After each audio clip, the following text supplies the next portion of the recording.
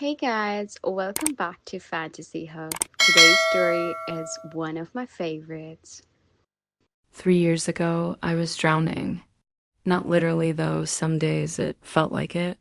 I was drowning in debt, in disappointment, in the slow, suffocating realization that my dream of running a cozy neighborhood coffee shop was turning into a nightmare of unpaid bills and empty chairs. Brood Awakening was supposed to be my fresh start. After my ex-girlfriend Sarah left me for someone with better career prospects, her words, not mine, I'd poured my savings, my heart, and what was left of my dignity into this little corner.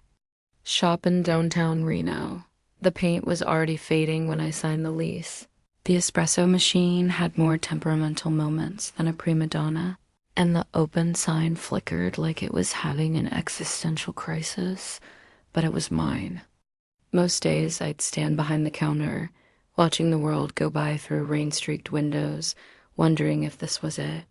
If this was my life-serving lukewarm coffee to people who looked right through me, slowly going bankrupt while pretending.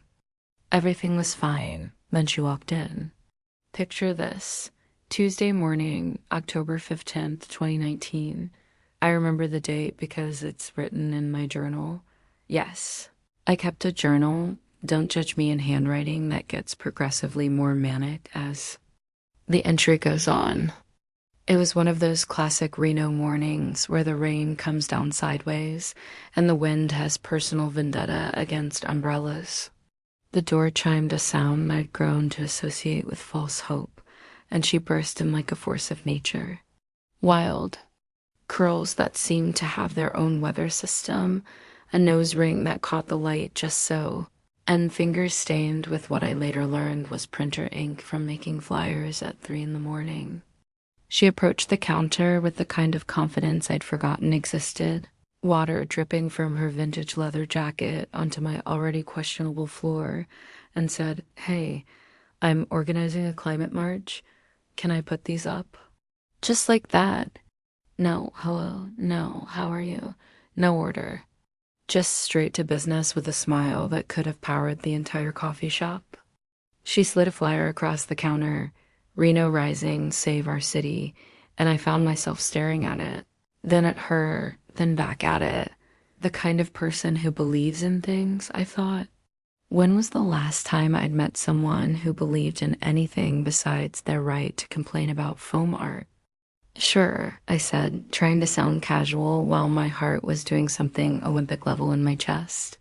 But fair warning, my last customer left a Yelp review saying the coffee tastes like regret. She laughed. God, she laughed like she meant it, like joy was something she carried around in her pocket and pulled out whenever she needed it. Bright, unexpected, completely genuine, the kind of laugh that makes you want to be funnier, better, more worth laughing with. Well, she said, grinning, regret happens to be my favorite flavor. I'll take a large. That's when I knew I was in trouble. Her name was Penelope. She told me this while I was making her coffee, hand shaking slightly because apparently I'd forgotten how to perform basic motor functions in the presence of beautiful women who cared about the environment. Penelope Martinez, she said, extending an ink-stained hand. Environmental lawyer by day, professional pain in the ass by night. Grace, I managed, taking her hand and immediately regretting how sweaty mine was. Coffee shop owner by day, chronic overthinker by night. She stayed for 2 hours that first day. 2 hours of talking about everything and nothing, the march, the city, the way corporate interests were slowly strangling small businesses like mine. She had opinions about everything, and somehow she made me remember that I had opinions too. You know what you need? She said, gesturing around the nearly empty shop. A cause. People don't just want coffee anymore. They want to feel like they're part of something bigger. I wanted to tell her that what I needed was customers who actually paid for coffee, but something in her eyes stopped me, like she was seeing possibilities I'd given up on. After that, she came by every Tuesday, then Tuesday and Friday. Then Tuesday, Friday, and whenever she felt like it, which turned out to be most days, she'd order her regret-flavored coffee, post new flyers on my slowly filling wall, and somehow turn my quiet little shop into an impromptu community center. Activism doesn't pay rent, I'd argue, watching her tape up another call to action. Neither does not fighting, she'd counter, and I'd pretend that didn't make my chest tight with something that felt dangerously like hope. Our debates became the soundtrack of my days. She'd perch on the counter something that should have annoyed me but didn't, and we'd argue about everything from carbon footprints to the ethics of gentrification while I made lattes and she made plans to change the world. "You're wasting your talent here," she said one rainy Thursday, gesturing at the empty shop. "You care about people. I can see it in the way you make coffee like each cup matters." "Maybe," I said, wiping down the counter for the 100th time, "but caring doesn't pay bills." She was quiet for a moment, then, "What if it could?" 3 weeks later, Penelope had covered every available surface in my shop with flyers, turned my back corner into an unofficial strategy meeting space, and somehow convinced me to stay openly on weeknights for planning sessions that were really just excuses for her to drink coffee and make me believe in impossible things. The day of the march, I stood at my window watching hundreds of people gather in the street. Signs bobbing, voices rising, the whole downtown area buzzing with the kind of energy I'd forgotten existed. And there was Penelope right in the middle of it all, megaphone in hand, looking like she was born for this moment. I was supposed to stay inside, mind the shop, keep my head down and my mouth shut, the way I'd been doing for 3 years. But then I saw her scanning the crowd, looking for something, someone, and when her eyes found mine through the window, her whole face lit up. She mouthed something I couldn't hear over the noise, then held up a sign that made my heart stop. Bitter coffee, sweeter future. Before I knew what I was doing, I was flipping the sign to closed, grabbing my jacket, and pushing through the crowd toward her. "You came," she said when I reached her, and the way she said it, like she'd been hoping but hadn't dared to believe, made me understand why people wrote songs about this feeling. "Someone has to make sure you don't get arrested," I said, trying to play it cool while my entire world was shifting around me. She handed me a marker and nodded toward a blank poster board. "What do you want to say?" I looked around at the crowd, at the signs, at her expectant face, and for the first time in years, I knew exactly what I wanted to say. I scribbled quickly, "Bitter coffee, sweeter future." "Perfect," she said, and when she smiled at me like that, I felt something I thought was gone forever. Hope. We marched through downtown Reno, our voices joining hundreds of others, and I realized that this feeling of being part of something bigger was what had been missing from my life. Not just romance, not just success, but purpose. That night, we ended up back at the shop, giddy with adrenaline and exhaustion. I made us coffee while she sprawled across one of my mismatched chairs, still wearing her Save Our Planet t-shirt, hair wild from the wind. "You know what today proved?" she said, watching me work. "This city is hungry for spaces where people can come together. Real spaces, not just corporate coffee chains." I said, not really listening, too busy trying not to stare at the wave of lamplight caught in her curls. "Grace." She sat up straighter. "I'm serious. You have something here, community, connection. You just need to lean into it." I handed her a mug and settled into the chair across from her, suddenly aware of how quiet the shop felt after the chaos of the day. "What are you saying?" She leaned forward, eyes bright with a kind of excitement that made me believe in crazy things. "I'm saying, what if we took this further? What if we turned this place into something more than just a coffee shop?" "Like what?" "Like a real community space. Events, meetings, live music. A place where people can organize, connect, fall in love." She paused, and I swear she looked right at me when she said that last part, a place that matters. I wanted to tell her all the reasons it wouldn't work, the money, the risk, the fact that I was barely keeping the lights on as it was. But something in her voice, in the way she was looking at me like I was capable of anything, made me ask instead, what did you have in mind? She grinned, and I knew I was about to get in way over my head. Midnight brew, she said.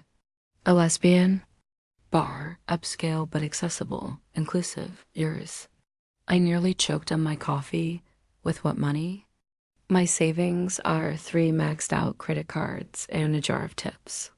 But she was already pulling out her phone, fingers flying over the screen. We crowdfund. We rally the community. We make them believe in this. She looked up at me, and I saw, at the same look she'd had during the march, like she could see a future I couldn't even imagine. Grace, the city needs this. And you're the person to make it happen. I don't know anything about running a bar. You know about creating community. You know about making people feel welcome. The rest we can figure out. I stared at her. This woman who'd walked into my life 6 weeks ago and somehow made me believe in things I'd given up on. Why me? Because, she said, reaching across the table to take my hand, you see people, really see them. And because you make the best, regret-flavored coffee I've ever had. Her hand was warm, calloused from her weekend gardening habit, and when she squeezed my fingers, I felt something shift inside me. Not just attraction, though there was definitely that, but recognition, like I'd been waiting for her without knowing it. Okay, I heard myself say. Let's do it. The next 3 months were a blur of planning, plotting, and slowly falling in love with someone who believed in impossible things and somehow made them possible. Penelope threw herself into the campaign with the same intensity she brought to everything else. She set up a crowdfunding page, organized benefit concerts, and somehow convinced half the city that a lesbian bar was exactly what downtown Reno needed. Look at this, she'd say, bursting into the shop with her laptop, showing me donation numbers that grew daily. Mrs. Chun from the flower shop donated $50. The guys from the record store are donating vinyl for a fundraiser. Grace, this is happening. And it was against all odds, against every rational part of my brain that screamed about failure and debt, and the fact that I'd never run anything more complicated than a coffee shop. It was actually happening. The LGBTQ plus center hosted fundraisers. Local. Businesses donated supplies. A contractor offered to work for cost. Even my ex-girlfriend Sarah, who'd spent our entire relationship telling me I wasn't ambitious enough, sent a check with a note that said, "Prove me wrong." But the real magic happened in the quiet moments between the chaos. Penelope would stay late to help me work on business plans, her laptop open next to mine at the small table in the back corner. We'd order takeout and spread papers across every surface, debating everything from paint colors to cocktail menus. "We need a signature drink," she said one night, surrounded by empty Chinese food containers and color swatches. "Something that says revolution, but also I'm here to have a good time. How about the awakening?" I suggested. "Coffee liquor, amaretto, and a splash of rebellion." She laughed, and I felt that familiar flutter in my chest. "You're getting good at this whole bar thing. I have a good teacher." The moment stretched between us, full of things we weren't quite ready to say. She was sitting on the floor, back against the wall, hair escaping from its ponytail, and I was struck by how beautiful she was when she wasn't trying to change the world, just being herself. "Praise," she said softly, and the way she said my name made me look up from the papers I'd been pretending to read. "Yeah, I need to tell you something." My heart stopped. This was it, the moment she'd tell me she was seeing someone else, or moving away, or that this whole thing was just a project to her. I'm falling for you, she said instead, and my world tilted on its axis. I know this is complicated, and I know we're business partners now, but I can't pretend anymore. I think about you all the time. I make excuses to come to the shop just to see you. I've been carrying around this ridiculous crush for months, and I can't. I kissed her. Right there on the floor of my coffee shop, surrounded by business plans and takeout containers, I kissed her like I've been wanting to for weeks. She tasted like jasmine tea and possibilities, and when she kissed me back, I felt like I was finally awake.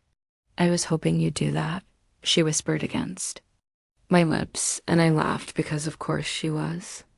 Of course, Penelope Martinez would turn even my most spontaneous moment into something she'd been strategically planning for. We didn't make it to her apartment that night. Or mine. We made it to the small couch in the back office where she traced my face with fingers that shook slightly, and I learned that she had a tattoo of a quote from Maya Angelou on her left shoulder blade.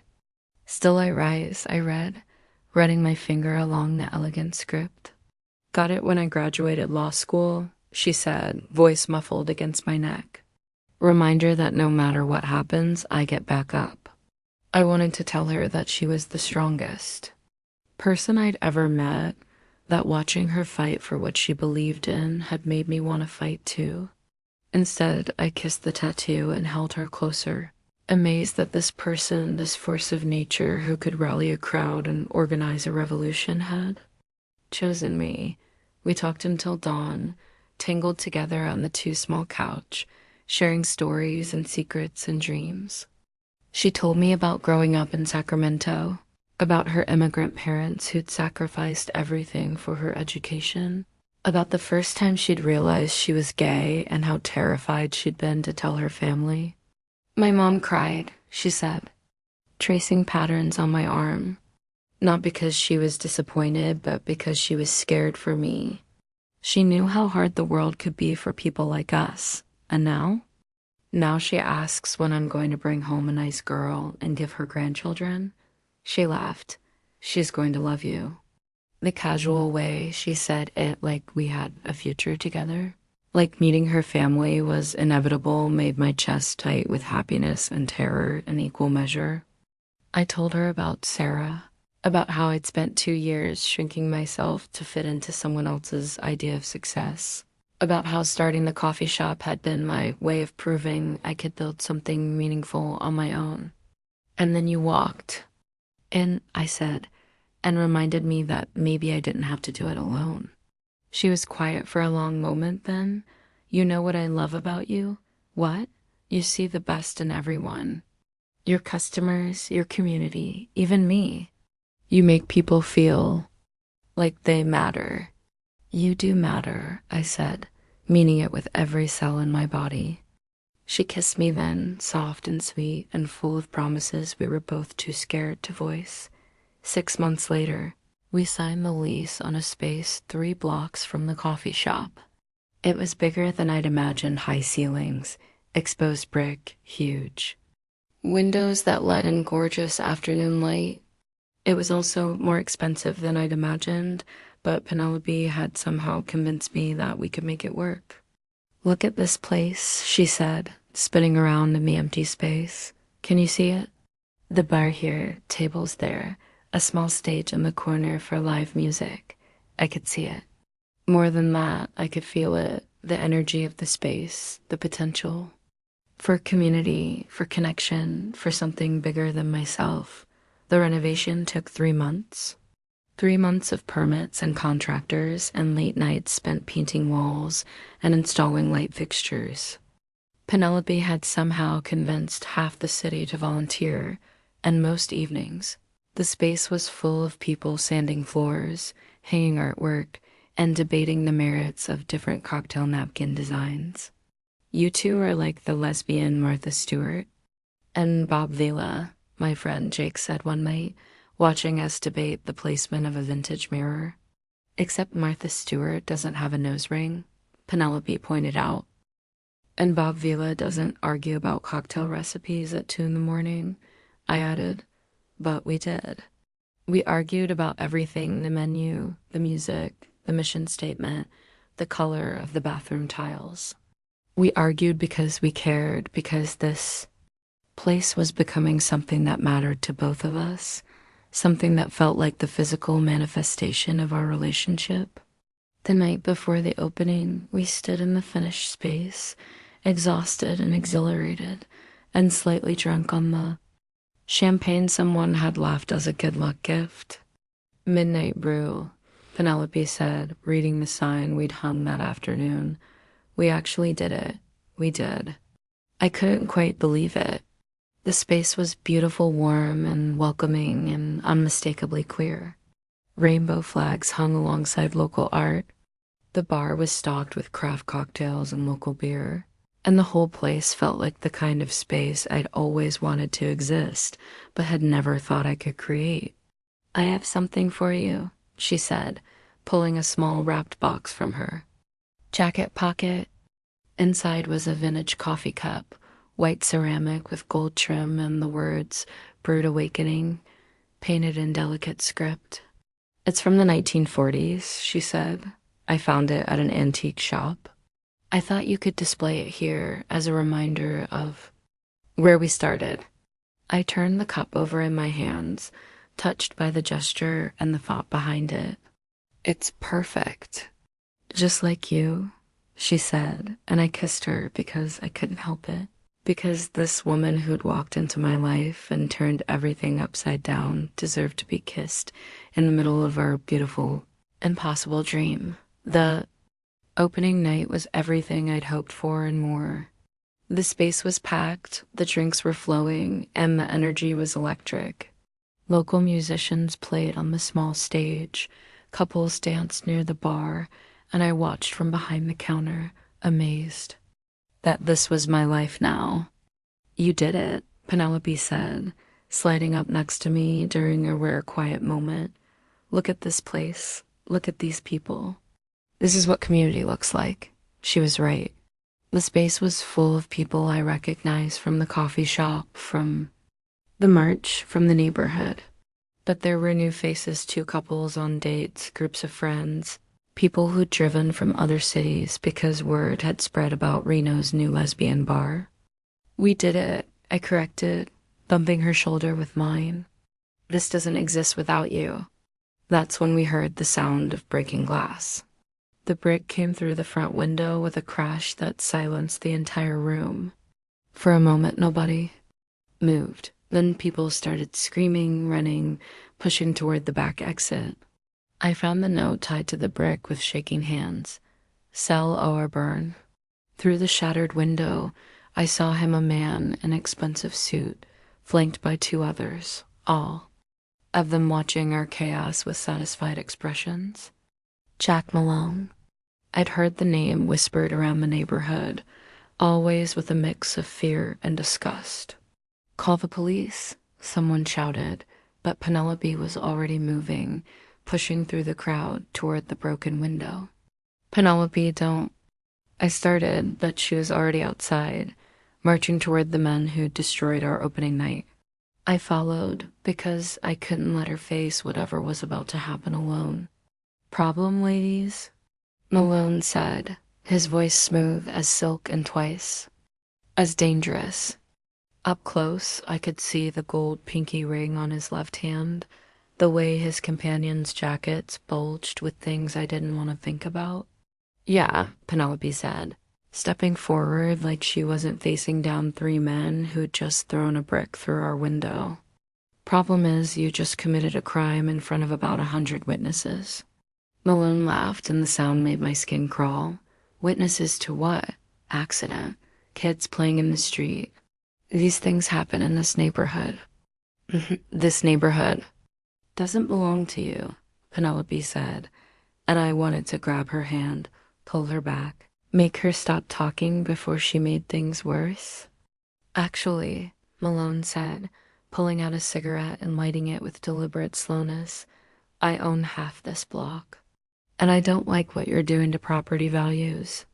"What we're doing is legal," I said, finding my voice. "We have permits."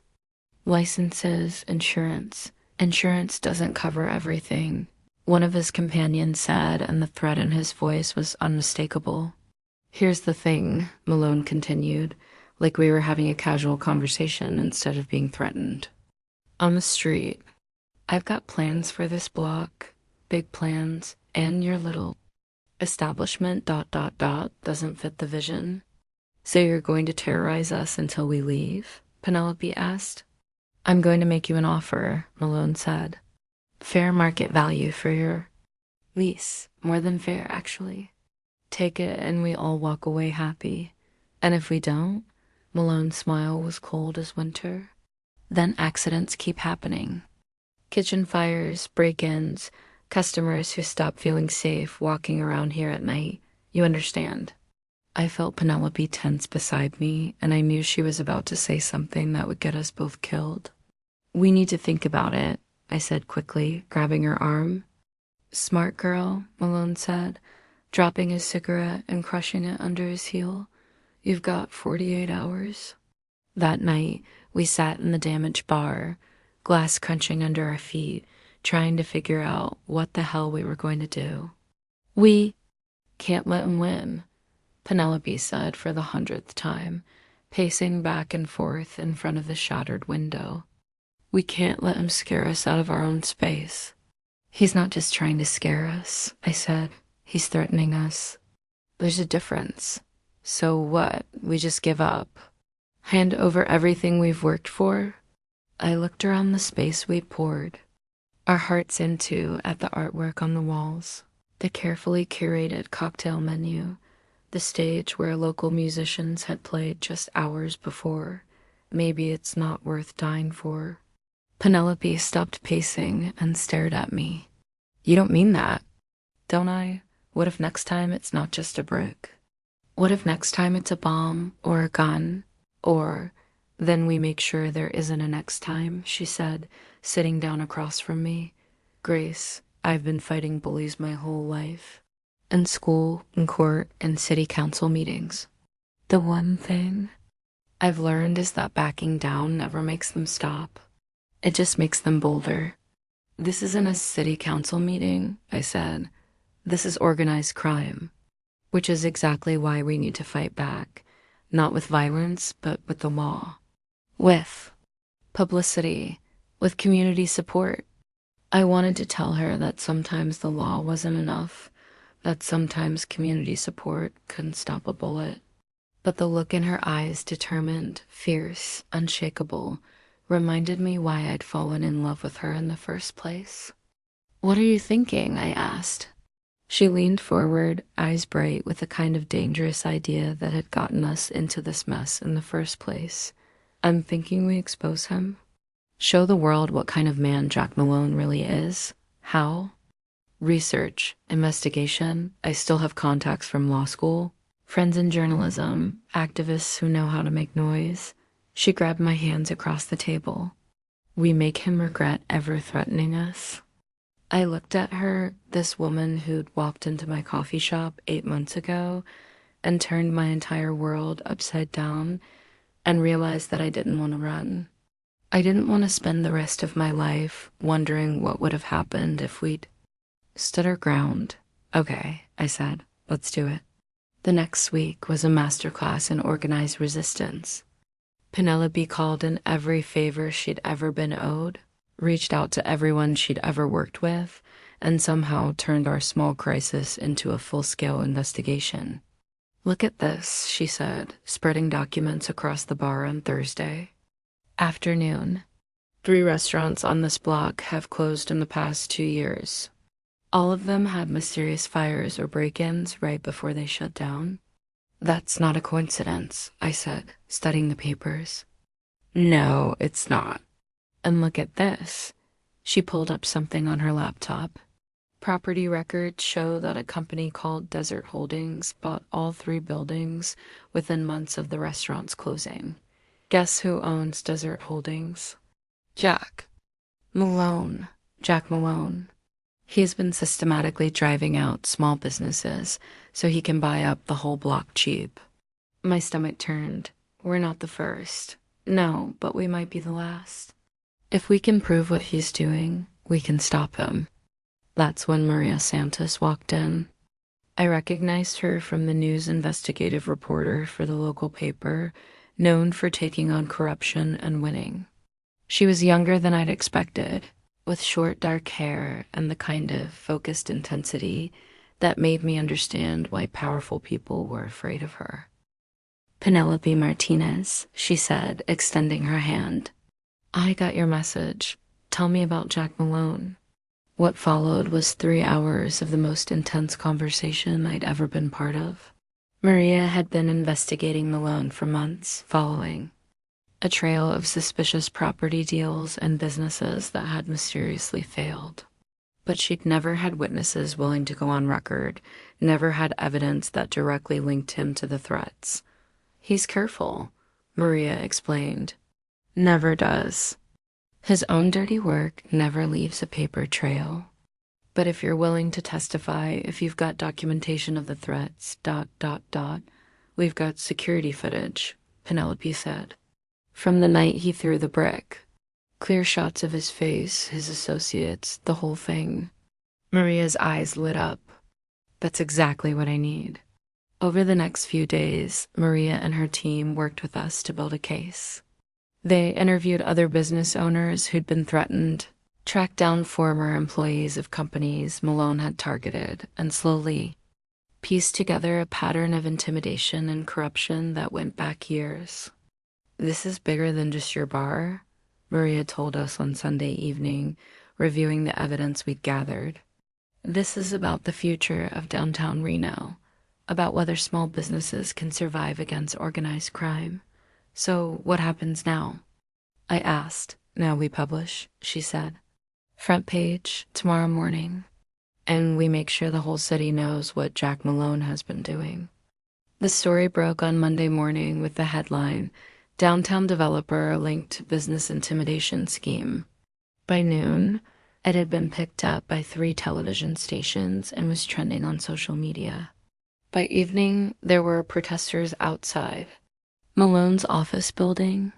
Holy shit, Penelope said, refreshing her phone for the 100th time. This is actually working.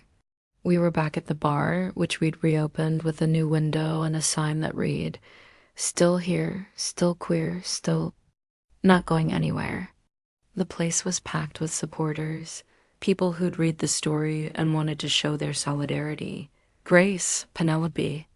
I turned to see Maria Santos pushing through the crowd, her expression somewhere between triumph and exhaustion. You need to see this. She led us to a quiet corner and pulled out her phone. FBI just raided Malone's office. They found evidence of tax evasion, money laundering, and conspiracy to commit extortion. He's been arrested. I felt my knees go weak. It's over? It's over, Maria confirmed. Your testimony, the security footage, the pattern of intimidation it gave federal prosecutors everything they needed to build a case. Malone's going away for a long time. Penelope grabbed my hand, and I realized we were both crying. Around us, the bar continued its celebration, but for a moment, it felt like we were alone in our victory. We did it, she whispered. We actually did it. We did it, I agreed and kissed her in front of everyone, not caring who saw, not caring about anything except the fact that we'd fought and won. A year later, Midnight Brew had become everything we dreamed it would be. The space was thriving, hosting everything from book clubs to drag shows to political organizing meetings.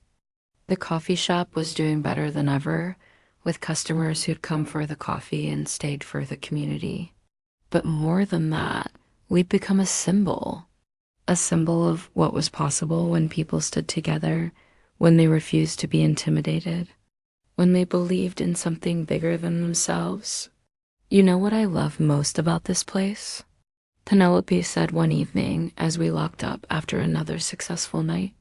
It's not just a bar, it's proof that love wins. She was right. Every couple holding hands at the bar, every group of friends celebrating, every person who walked in and felt safe to be themselves, it was all proof that the world was changing. that spaces like this mattered, that what we built was worth fighting for. That's when she got the call that changed everything. United Nations Environmental Program, she said, staring at her phone. They're offering me a position in New York, lead coordinator for climate justice initiatives. My heart stopped. That's amazing. Is it? She looked up at me, and I saw the conflict in her eyes. It's everything I've ever wanted professionally, but it's also ... It's also 3,000 miles away, I finished. We stood there in the empty bar, the weight of the opportunity settling between us. This was her dream job, the kind of position that could change the world. And I was just a coffee shop owner from Reno who'd accidentally become a bar owner and reluctantly become an activist. You have to take it, I said, because I loved her enough to let her go. Do I? She stepped closer and I could see the tears in her eyes. Grace, I've spent my whole life fighting for causes, for movements, for abstract concepts of justice. But this, she gestured around the bar, then at me, this is real. This is home. This is love. And it'll still be here when you get back, I lied, because we both knew that some opportunities only come once and some distances are too far to bridge. She was quiet for a long moment, then, come with me. What? Come with me to New York? We'll sell the bar or find someone to run it. You can open a place in Brooklyn or Manhattan or wherever you want. We'll figure it out together. I wanted to say yes. God, I wanted to say yes more than I'd ever wanted anything. But the practical part of my brain, the part that had kept me alive for 30 years, was already calculating the impossibility of it all. Penelope, I can't just, why not? She grabbed my hands, and I could feel her desperation, her need to believe that this could work. What's stopping you? This is my life, I said, gesturing around the bar. My business, my community, your what? Your safety net? Your excuse to stay small? The words hit like a slap, and I pulled my hands away. That's not fair. Isn't it? She was crying now, and I hated that I was the one making her cry. Grace, I love you. I love this place, this community, this life we've built. But I also love the work I do, the chance to make a difference on a global scale. Why can't I have both? Because life doesn't work that way, I said. Because sometimes you have to choose. No, she said, shaking her head. I refuse to believe. That I refuse to accept that love and ambition are mutually exclusive. We stared at each other across the space we'd created together, and I felt the weight of every choice I'd ever made, every risk I'd ever taken, every dream I'd ever pursued or abandoned. That night, I couldn't sleep. I kept thinking about what Penelope had said, about staying small, about using safety as an excuse. Was that what I was doing? Had I built this life not because I loved it, but because I was afraid of anything bigger? I walked through the empty bar at 3 a.m, touching the surfaces we'd sanded together, the artwork we'd hung, the stage where so many people had shared their stories. This place was real. It mattered, but so did she. The next morning, I found her in the coffee shop, laptop open, staring at the UN job offer on her screen. I've been thinking, I said, sliding into the chair across from her. Yeah? About what you said, about staying small. I took a breath. Maybe you're right. Maybe I have been hiding. She looked up from her laptop, hope flickering in her eyes. Grace, but not from risk, I continued. From possibility. From the chance that maybe, just maybe, we could have it all. I reached across the table and took her hands. I've been thinking about New York, about what it would mean to start over, to build something new together. And I realized something. What? This place, I gestured around the coffee shop toward the bar beyond. It's not just a business, it's a community. And communities can grow. They can expand. They can exist in multiple places at once. Her eyes widened. What are you saying? I'm saying, what if we don't have to choose? What if we take the job, move to New York, and find a way to keep this place alive? Jake's been asking about buying in as a partner. Maria knows people in hospitality. We could train someone, set up a system, create something sustainable. You'd really do that? Leave all this? I'd do it for you, I said. But more than that, I'd do it for us. For the possibility of building something even bigger, even more meaningful. She was quiet for a long moment then. It's crazy. The best things usually are. It's risky. So was opening the bar, so was standing up to Malone, so was falling. In love with an environmental lawyer who drinks regret-flavored coffee. She laughed through her tears. You're sure? I'm terrified, I admitted, but I'm sure. I don't want to spend my life wondering what would have happened if we'd been brave enough to try. That's when she did something I never expected. She got down on one knee right there in the coffee shop and pulled out a small velvet box. Grace Elizabeth Chun, she said, her voice shaking slightly. I was going to wait for the perfect moment, but I realized something. There's no perfect moment. There's just this moment, and us, and the choice to build a future together. I stared at the ring, not a diamond, but a tiny coffee bean encased in resin, surrounded by a delicate silver band. I had it made by a jeweler in San Francisco, she continued. The coffee bean is from the first cup you ever made me. I saved it because I knew, even then, that you were going to change my life. Penelope, I know it's unconventional. I know we're about to uproot our entire lives for a job 3,000 miles away. But I also know that I want to spend the rest of my life building impossible things with you. So, she took a shaky breath. Will you marry me? I looked at her, this woman who'd walked into my life 18 months ago and turned everything upside down, who'd taught me to fight for what I believed in, who'd shown me that love and ambition weren't mutually exclusive, and realized that my answer had been yes from the moment she'd laughed at my joke about regret-flavored coffee. Yes, I said, laughing and crying at the same time. Yes, of course, yes. She slipped the ring onto my finger, and it fit perfectly. Of course it did.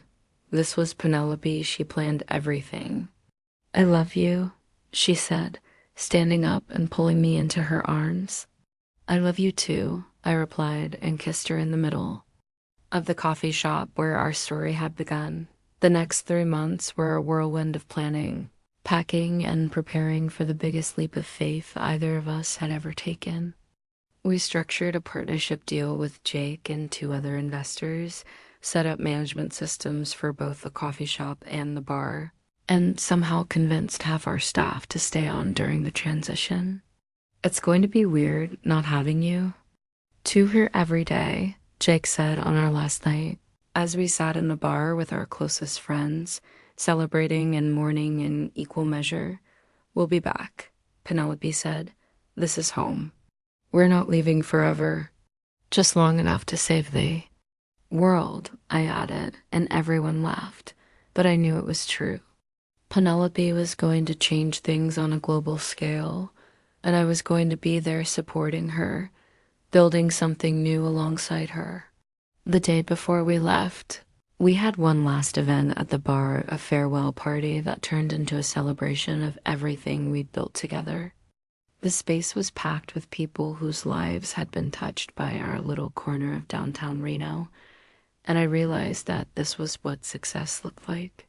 Not money or fame, but community, connection, the knowledge that you've made a difference. In people's lives, speech.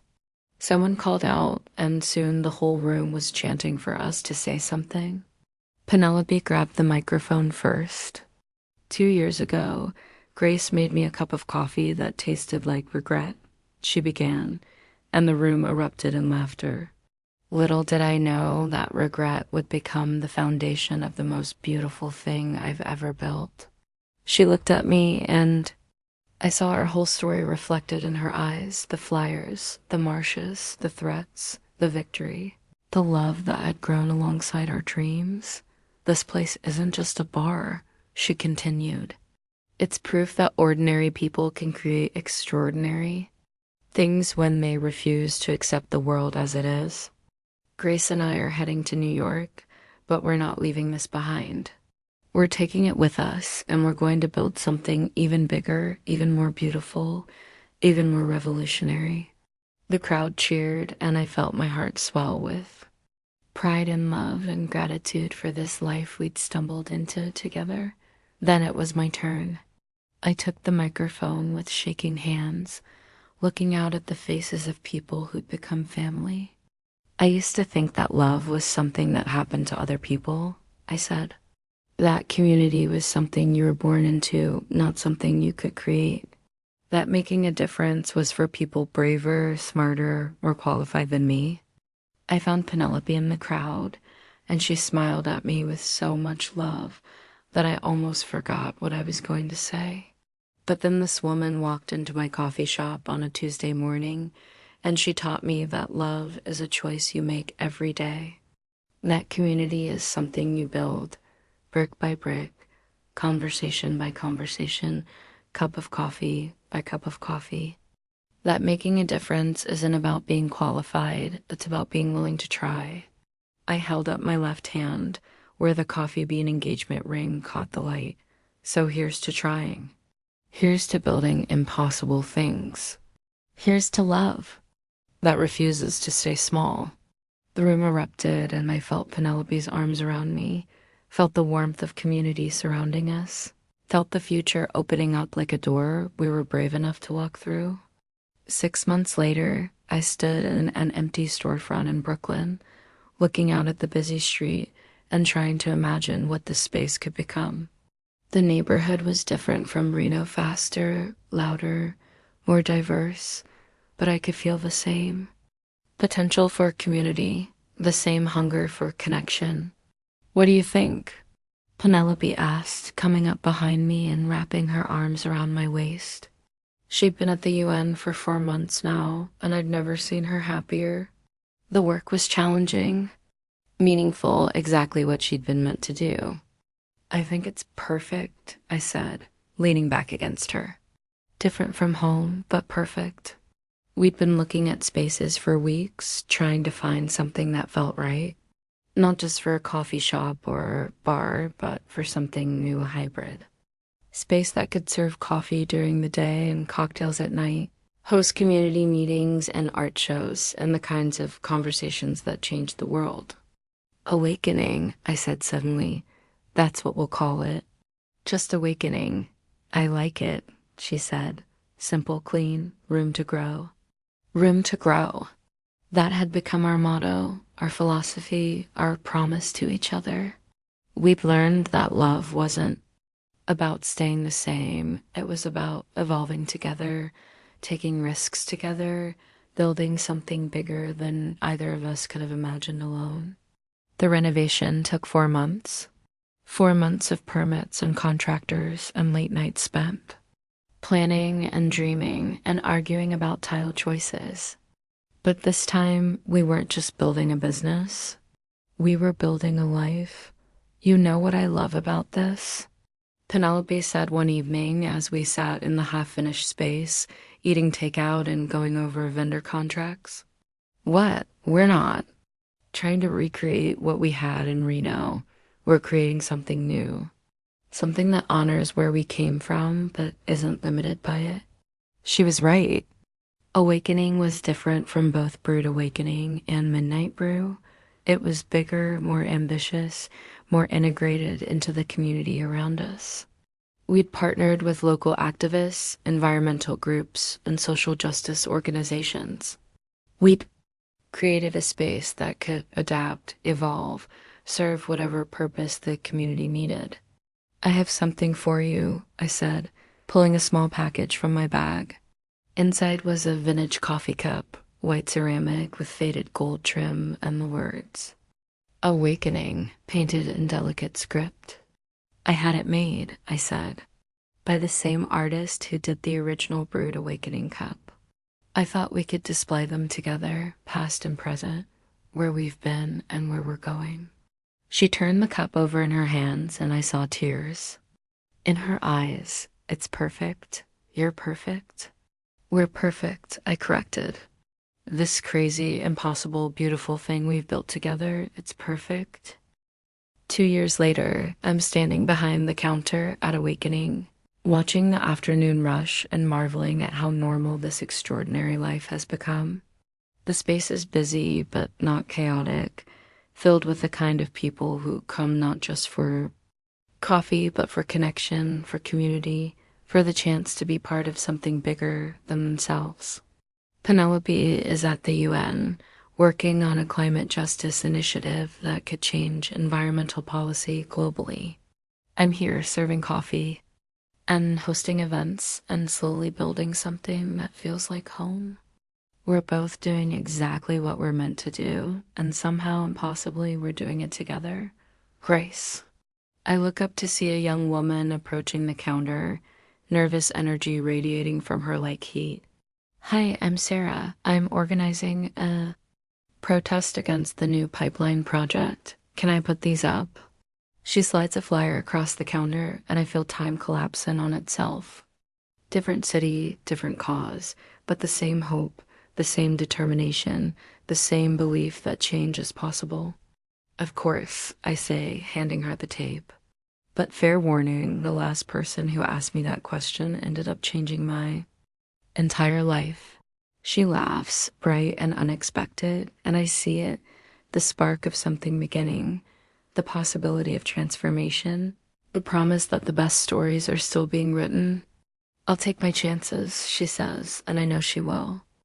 I know because I recognize that look, that energy, that refusal to accept the world as it is. That evening, Penelope and I sit in our apartment, looking out at the city lights and planning our next impossible thing. We're getting married next month, in a small ceremony at the original Brood Awakening, surrounded by the community that made all of this possible. Do you ever wonder what would have happened if I hadn't walked into your coffee shop that day? She asks, curled up against my side.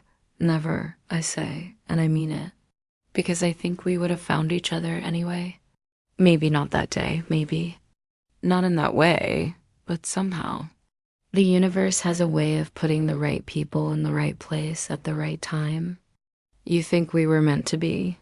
I think we were meant to choose each other, I say. Every day, in every decision, in every risk we take, and every dream we build together. I think love isn't about fate, it's about choice. And I choose you. Every single day. She kisses me, and I taste the future on her lips, adventures we haven't had yet, dreams we haven't dreamed, impossible things we haven't built. The coffee shop in Reno is thriving under Jake's management. The bar is hosting its first annual fundraiser for climate justice organizations. Awakening is becoming the kind of space we'd always imagined it could be. And me, I'm no longer the woman who served bitter coffee to bitter customers while her dreams slowly died. I'm someone who believes in impossible things, who fights for what matters, who builds community one conversation at a time. I'm someone who chose love over fear, growth over safety, possibility over certainty. I'm someone who learned that the best stories begin with a simple question: can I put these up? And the answer always is yes. Because you never know what might happen when you say yes to a woman with wild curls and ink-stained fingers and a heart full of hope. You never know what impossible thing might grow from a single moment of openness, a single choice to believe in something bigger than yourself. You never know until you try. And I'm so grateful we tried.